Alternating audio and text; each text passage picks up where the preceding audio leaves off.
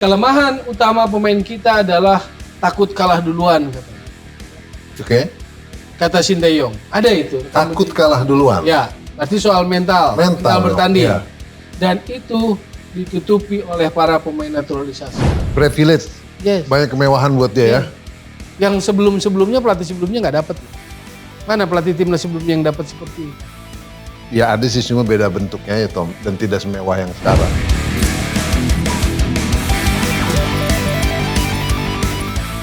Assalamualaikum, salam sejahtera, salam kebajikan, salam Spotify, Spotifyers. Jumpa lagi dengan saya dan Bung Toel di podcast Di Toel.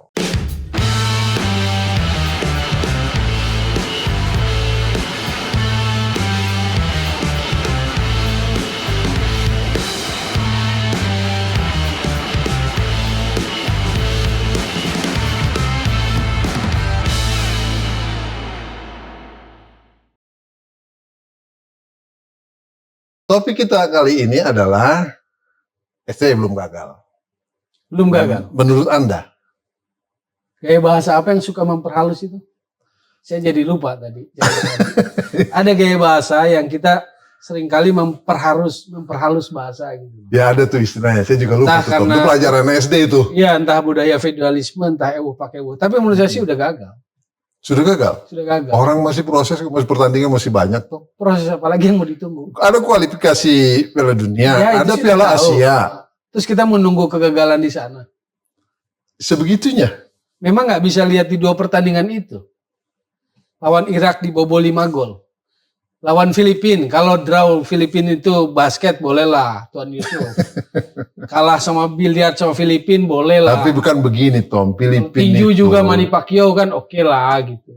Ketika lawan Irak 5-1.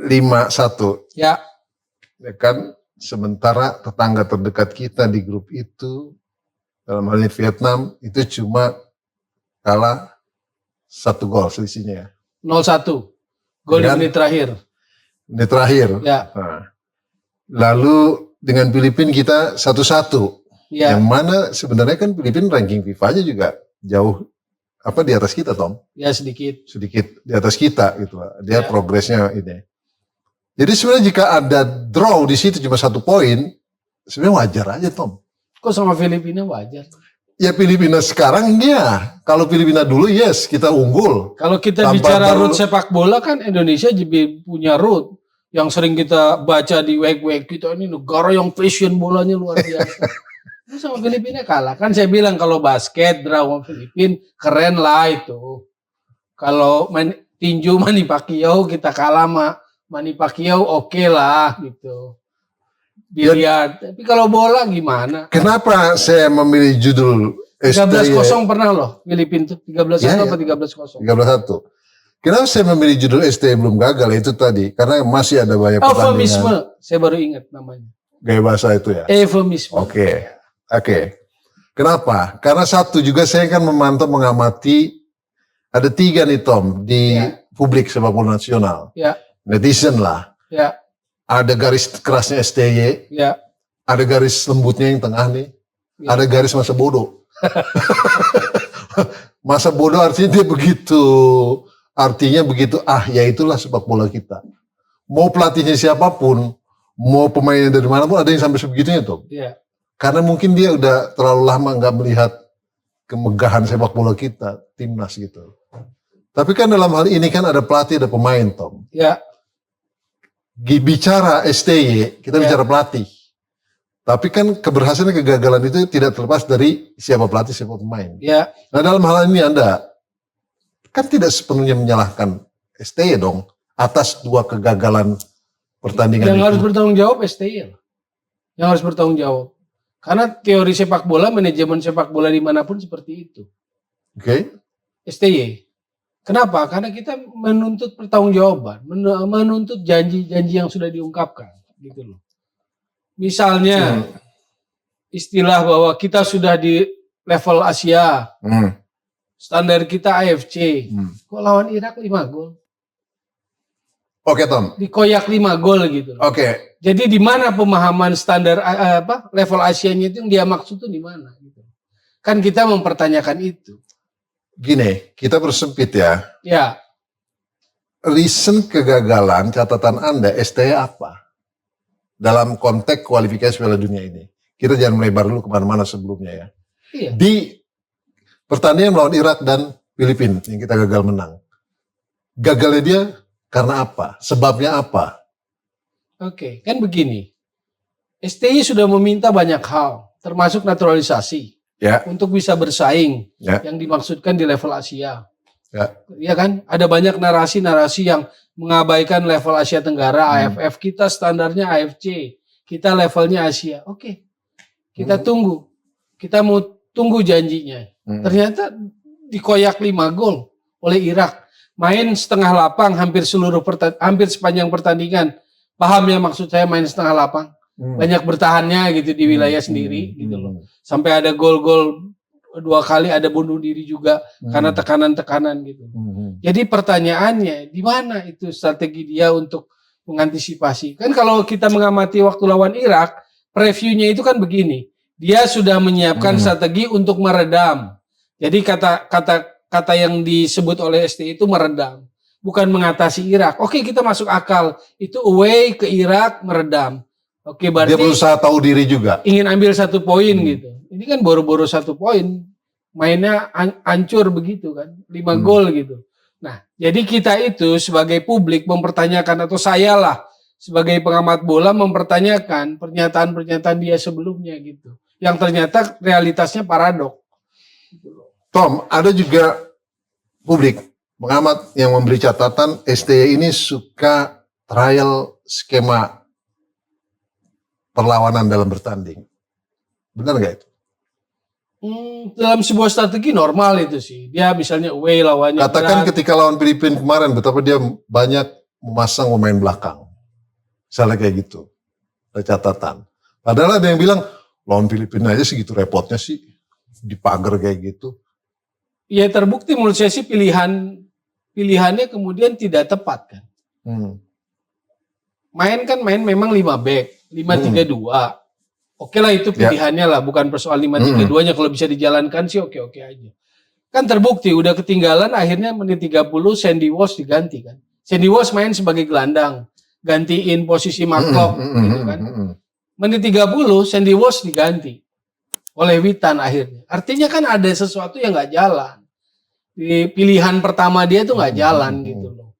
Lalu kemudian baru babak kedua 4-3-3 tuh. Caranya apa? Dia dorong Jordi Amat ke tengah lagi.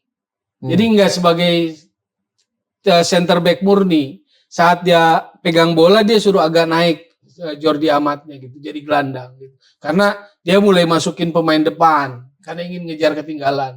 Artinya menurut saya sih ada perhitungan-perhitungan dia yang meleset kalau kita bicara tenis gitu. Nggak efektif. Ya. Itu karena dia nggak kenal lawan atau dia nggak kenal pasukannya? Ya 2 hal menurut saya sih. Kan itu yang harus dipahami oleh seorang pelatih. Dia tahu timnya, dia tahu lawannya. Kan? Dia karakter lawan, karakter pemainnya. Jadi sebetulnya itu yang penting kan ucapan-ucapannya. Kan kemarin kita hingar-bingar gitu. Apa riuh rendah, kita sudah level Asia. Oke, kita tunggu. Saya pun pengen lihat yang level Asia itu seperti apa. Kalau kalahnya 0-1, kalau kalahnya 0-2 atau 1-2 oke lah. Apa logika kita sudah level Asia lawan Irak kalahnya segitu masuk akal. Tapi begitu diberondong 5 gol, saya mempertanyakan pernyataan-pernyataan sebelumnya. Dan permintaannya sudah dipenuhi semua loh. Jadi mau nunggu apa lagi? Ya utamanya adalah para pemain naturalisasi ya. Ya.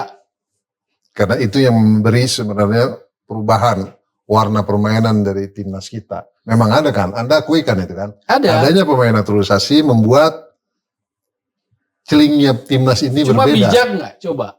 Jadi ini ada di rekam jejak digital saya baca dan saya kaget bacanya. Apa? Jadi kelemahan utama pemain kita adalah takut kalah duluan katanya. Oke. Kata Sinteyong. Ada itu. Takut kalah duluan. Ya, berarti soal mental bertanding. Ya. Dan itu ditutupi oleh para pemain naturalisasi. Dia bilang gitu? Ya. Mungkin kebenarannya oke, tapi wise enggak? Satu. Maksudnya dia berkata Wise begitu? itu, karena kan kita nggak boleh dong. Lu sebagai pelatih mempolarisasikan naturalisasi dan pemain ini. Paham? Ini punya kelemahan, yang ini. Oke, ya. itu satu. Kenyataannya lawan Irak nggak bantu. Kalau kita tanya mana naturalisasi yang menggunakan, bukan ingin merendahkan naturalisasi, bukan. Tapi kan lu minta naturalisasi untuk bersaing dengan Asia, dengan Irak. Kenyataannya mana? Hampir sepanjang pertandingan main di bawah, main setengah lapang. Yang kedua dari kalimat itu apa? Ketika dia bilang kelemahan pemain utama kita adalah takut kalah duluan. Artinya 4 tahun dia di Indonesia, dia gagal meningkatkan, memaksimalkan kualitas pemain kita dong. Mental. Karena dia tahu itu yang harus dibenahi. Ya itu kan salah satu tugasnya dong. Pak Yusuf pimpin tim ini. Pak Yusuf harus tingkatkan skillnya, tingkatkan mentalitasnya kan. Artinya juga gini, polarisasi itu Tom, polarisasi antara pemain naturalisasi dan lokal, yang dibungkus dengan kata-kata lokal pride sebenarnya, itu dari dia dong kalau gitu. Kalau saya sebagai BTN atau EXO, saya mempertanyakan, why dalam sebuah wawancara Anda mengatakan seperti itu? Yang membuat sehingga publik akhirnya tergiring ke situ. Ada kutub dan kutub kan. Iya. Kalau pemain lokal itu kelemah mental bertanding. Lalu kalau saya BTN atau saya EXO, saya tanya, lalu apa yang Anda kerjakan sebagai pelatih timnas? 4 tahun loh Anda di sini. Dan Anda sekarang hanya ngomong kelemahannya begini, kelemahannya begini. Bukankah itu tugasnya dia juga? Meningkatkan mentalnya siapa? Nadeo. Meningkatkan mentalnya Rizky Ridho. Meningkatkan mentalnya Asnawi. Pratama Arhan, Edo Febriansyah, kan semuanya harus ditingkatkan. Kalau dia udah tahu. Ya. Oke, itu tentang STY. Nanti kita kulik lagi, Tom. Ini tentang pemain sekarang, Tom. Oke. Pemainnya ada 2 nih. Ada yang lokal, pure. Ya. Ada yang memang naturalisasi. Nah, Anda bilang tadi yang naturalisasi, sebenarnya Anda juga setuju ketika saya bilang dia memberi warna baru. Nah, sejauh mana di mata Anda warna baru yang terjadi, perubahan yang terjadi dengan adanya pemain naturalisasi di timnas kita? Naturalisasi yang diproses harus dalam kualitas yang sangat berbeda. Jordi Amat oke. Elkan Bagot oke memberi. Oke. Bacainlah coba, Anda bacainlah. Ya. Yang kurang oke yang mana? Sen Patinama Pratama Arhan, kalau memang Sen Patinama di atas Pratama Arhan, kenapa babak kedua diganti? Iya, diganti. Waktu lawan Filipina, ya kan? Artinya 50-50. Punya kemampuan. Ya. Ketika butuh lebih ofensif, Pratama Arhan akhirnya dimasukkan babak kedua. Kan? Ya. Maklok di tengah nggak tergantikan. Tapi kemarin digantikan oleh Sandy Walsh. Tapi Sandy Walsh main 30 menit. Berarti kan nggak mutlak keunggulan itu. Rafael Struijk. Kan nggak kelihatan bahwa Rafael Struijk seperti misalnya Lewandowski yang sangat jomplang. Dengan Sananta kan belum nggak kelihatan terlalu jauh juga. Gitu. Jadi stop. Membeda-bedakan. Memuja setinggi langit naturalisasi, normalkan situasinya. Ini atmosfer nggak benar. Ini atmosfer sepak bola, udara sepak bola entah itu netizen atau siapapun yang bikin itu nggak sehat. Tom, kita sepakat kita seolah-olah dipecah belah gitu, suruh pro kesini. Kita sepakat tidak menyalahkan pemain begitu saja membabi buta ya. Karena kita sadar mereka berjuang. Pasti itikat baik mereka adalah mencari kemenangan, mengharumkan nama bangsa. Itu pemain naturalisasi. Bagaimana dengan pemain lokal, Tom? Yang hadir, yang ada di pemain timnas sekarang. Ada beberapa yang mandek, yang menurut saya sih tidak kelihatan upaya untuk menaikkan situasi itu. Normal lah, beberapa pemain mengalami situasi yang katakanlah macet, mandek.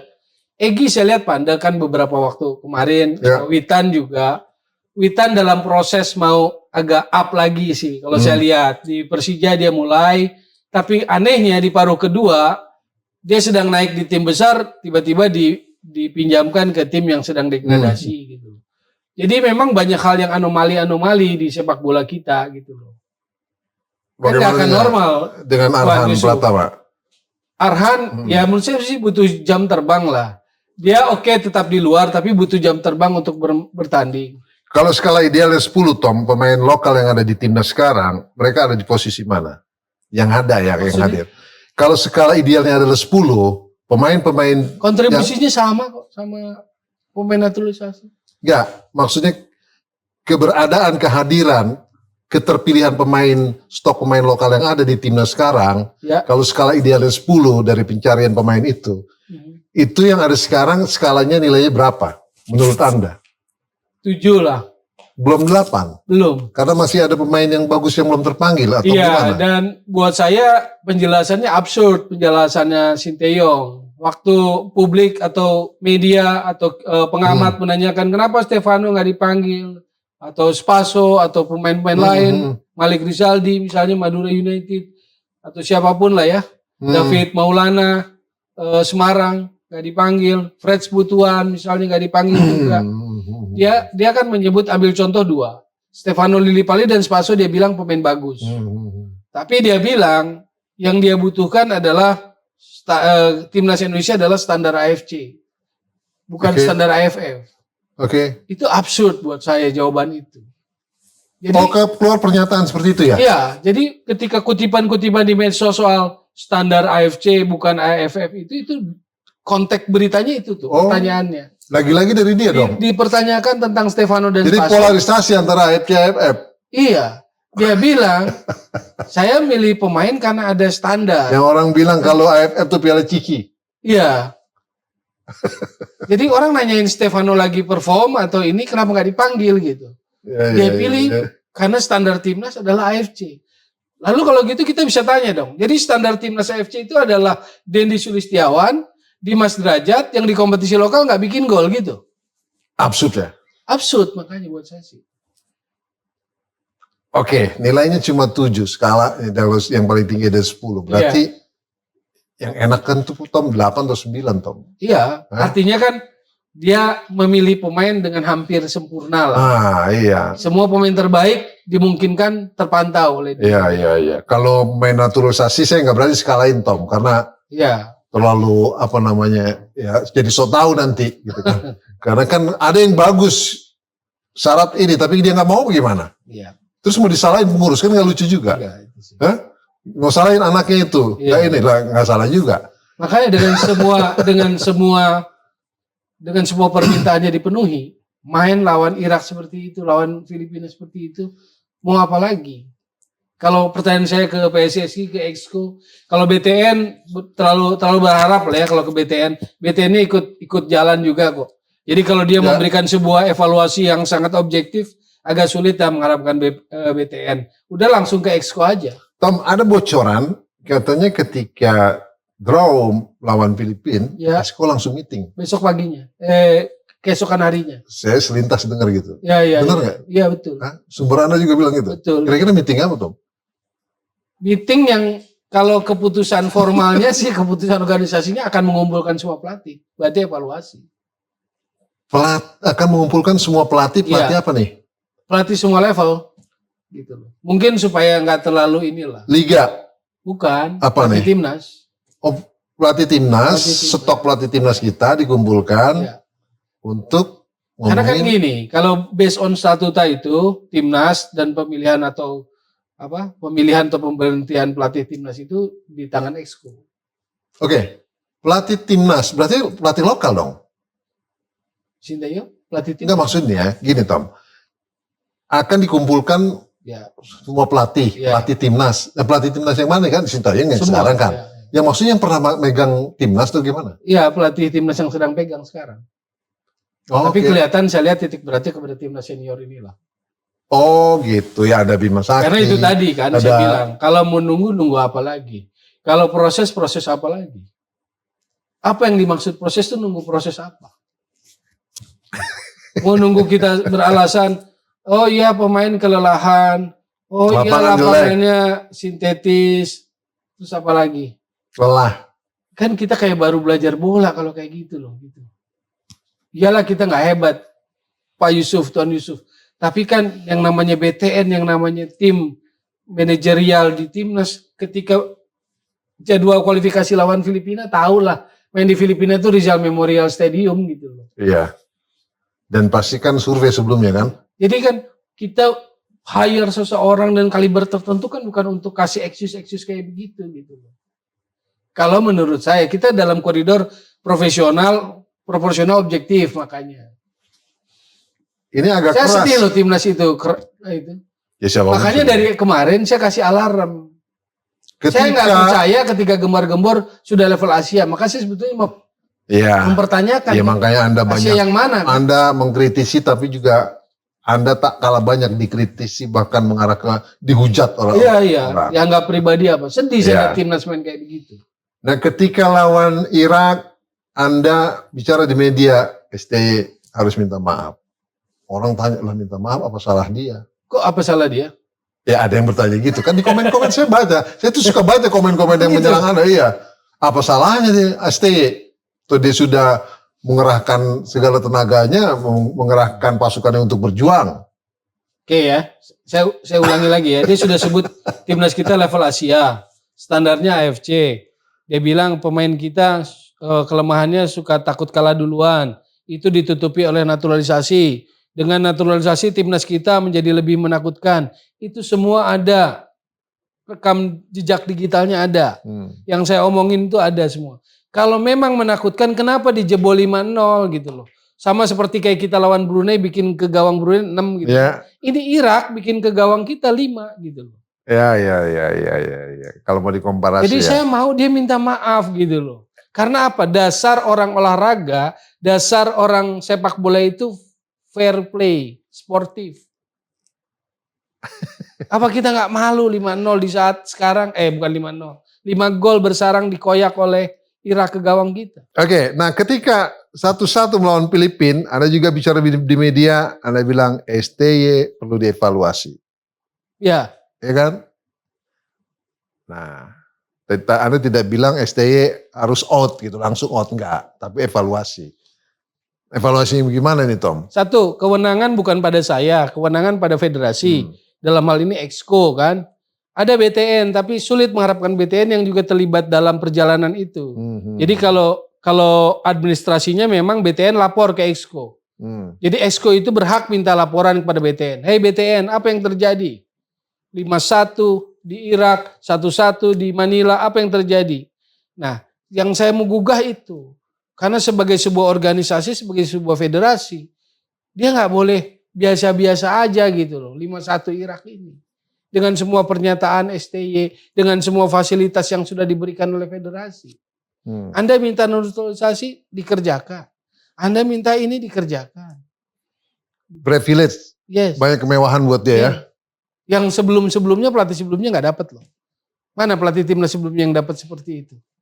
Ya ada sih, semua beda bentuknya ya Tom. Dan tidak semewah yang sekarang. Yes.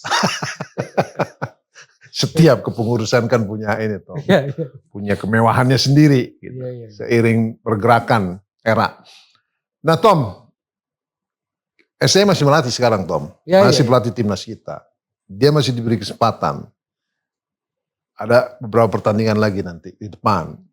Utamanya adalah, oke lah kalau kualifikasi Piala Dunia, jauh panggang dari api Tom. Memang belum waktunya kali. Kita Indonesia pentas di Piala Dunia.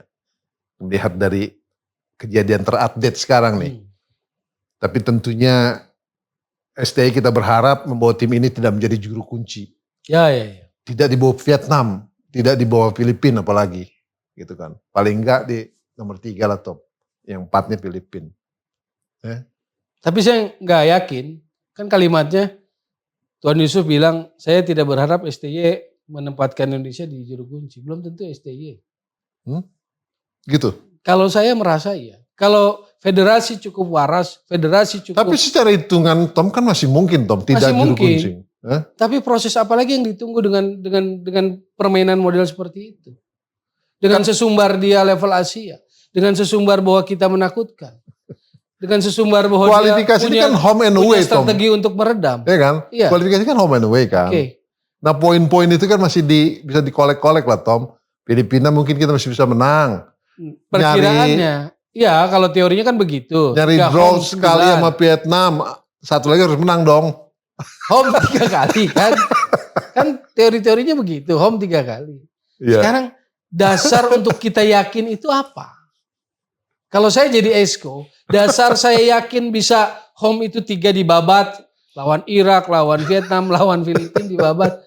Dan sebelumnya akan ada Piala Asia dulu. Apa dasarnya? Kita yakin itu.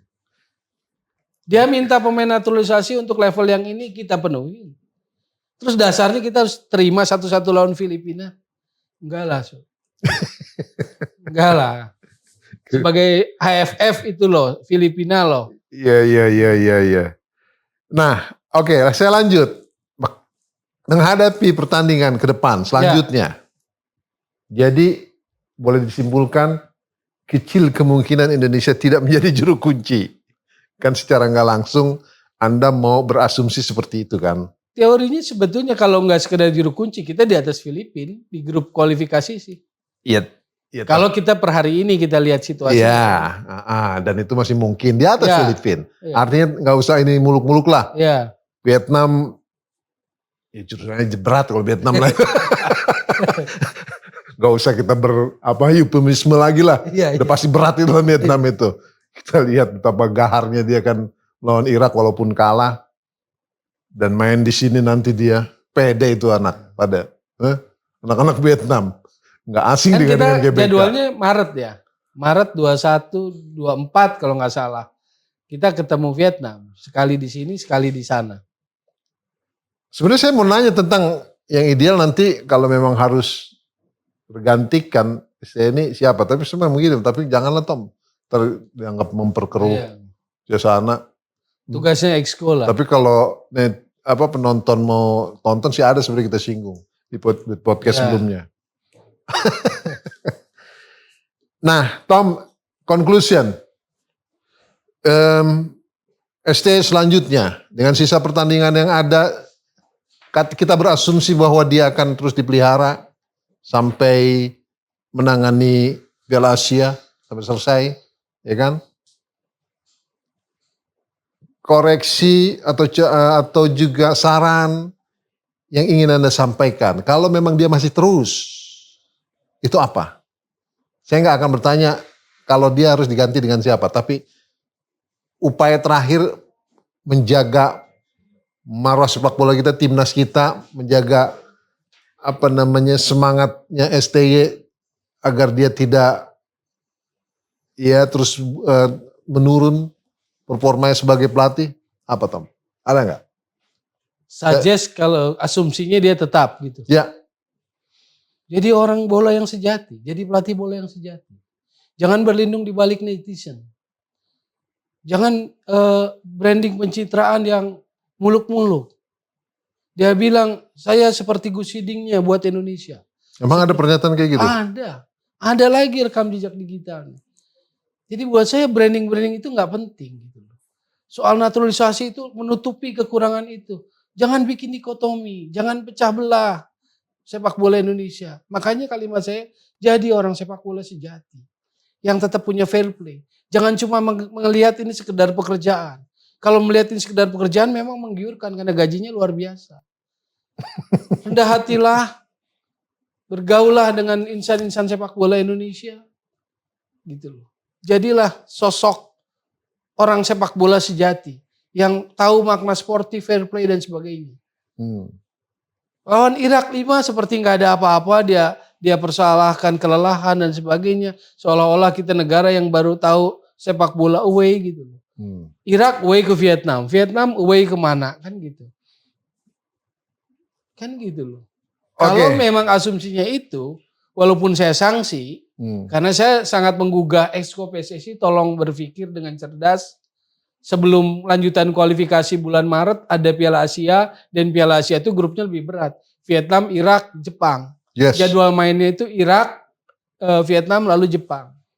Jadi sebenarnya kejadian sekarang menjadi potret untuk ke depan itu udah kebayang itu, apalagi ada Jepang itu. Pertanyaannya apa yang mau kita tunggu lagi gitu. Kalau saya di depan saya ada EXO, saya tanya, apa yang mau bapak-bapak tunggu lagi dengan kejadian di Irak dan juga di Manila kemarin? Lalu dengan excuse yang dia utarakan, salah lapang lah ada masalah lapang. Oke Tom, itu tentang pelatih, tentang pemain yang ada sekarang.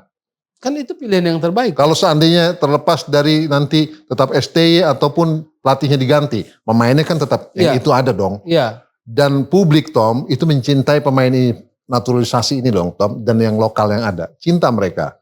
Saya melihat, saya amati dari komen-komen netizen di berbagai platform, suka dengan para pemain ini. Justru kalau dengan pelatih terbelah tuh Tom, kalau dengan pemain tidak. Kalau Artinya dengan stok pemain yang ada, baik yang lokal maupun yang naturalisasi, diaspora segala macam, ya itulah aset yang ada. Pelatihnya bisa jadi STY tetap atau yang lain. Optimismenya yang Anda harapkan ya kalau untuk pemain kemudian- sih nggak ada masalah menurut saya sih, karena prinsipnya kan timnas itu yang terbaik, kualitas terbaik yang harus ada di timnas. Mau Anda putih, merah, hijau, Ya. kuning segala macam, masa bodoh. Saya mau pilih pemain terbaik untuk timnas. The best possible team, the best possible player harus ada di timnas. Kalau pelatih pasti begitu prinsipnya. dan pilihannya lokal juga tadi Anda bilang masih ada, ya kan? Naturalisasi, Iya. catatannya jelas. Kita bisa tanya teman kita tuh Hamdan. Baik, Bung Tommy, ini sudah closing. Banyak sebenarnya yang mau saya kulik, tapi kita bertahap lah, karena kita lihat juga kan masih dalam perjalanan ini Iya, iya, timnas. Bicara timnas kan nggak ada bosannya lah, karena semuanya demi kemajuan sepak bola kita kan. Kita berharap pasti ada perubahan-perubahan. Bukannya tidak ada perubahan saat ini, ada perubahan, ada kebaikan dalam perjalanan sepak bola Indonesia. Ada kalau lawan Brunei. Hah? Superior. Begitu lawan. Ya, jangan kita juga terlalu rendah kan. Ada yang bisa kita kalahkan dengan mudah. Kan ini satir saya kepada semua. Baik, kami di sini disponsori oleh Mills, the next level. Ya, terima kasih kepada Mills dan juga kepada travel kita, ya kan, Fun Travel ya, yang nanti mau jalan-jalan ke Eropa, final Piala Eropa dan pembukaan Olimpiade. Ini saya kasih clue-nya, nanti akan ada tour, spectator Tom. Insya Allah kita berangkat nanti lihat final Eropa dan bukan opening Olimpiade Tom. Insya Allah. Harus, Bung Ropan, Bung Toel, Bung Boy Noya, Bung Justin, kita berangkat bareng. Nggak main-main Sportify ini Tom. Nanti akan ada game-gamenya, akan ada kuisnya yang mungkin Anda bisa juga ikut serta di sana. Sportifyers, terima kasih atas atensinya. Sekali lagi, apa yang saya tanya dan Bung Tommy sampaikan adalah demi kemajuan sepak bola nasional. Salam Spotify. Assalamualaikum warahmatullahi wabarakatuh. Ciao. Thank you, Tom.